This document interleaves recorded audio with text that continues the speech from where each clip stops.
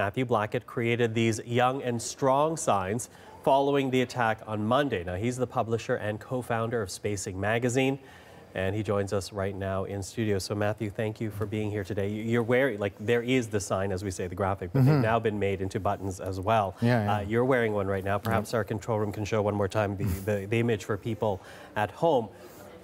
Where did this idea even come from?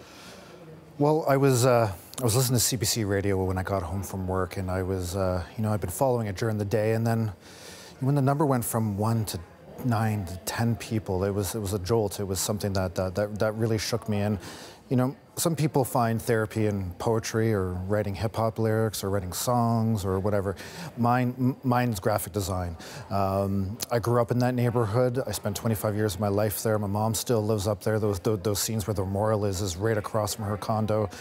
I'm going up there today. It's one of those things that really hit me. So it was a bolt of inspiration, so to speak. Yonge and Strong just kind of reimagining that phrase in a very kind of local kind of way, and I wanted it for my friends. And if people are wondering in other parts of the country why Yonge is spelt that way, is because you're referencing Yonge Street, which is the street that runs north and south of the city that divides the Greater Toronto area into east and west. And it's historic.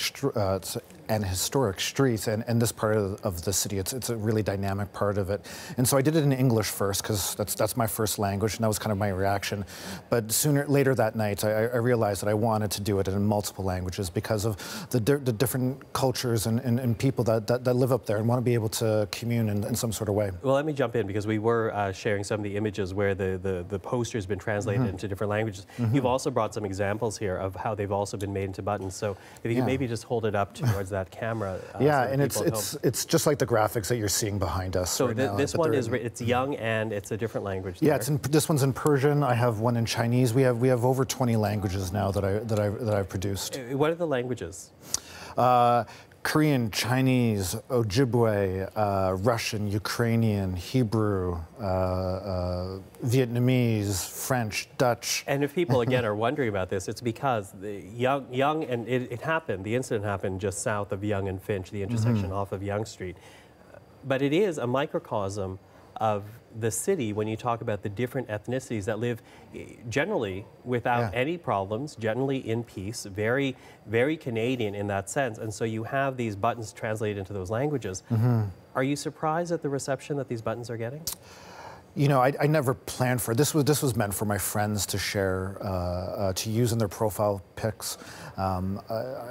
I have a lot of friends that I went to Earl Hagen McKee Public School up there, which is basically one block away from where it happened. One block away, and this was meant to be something kind of local for my friends to share and commune and commiserate over.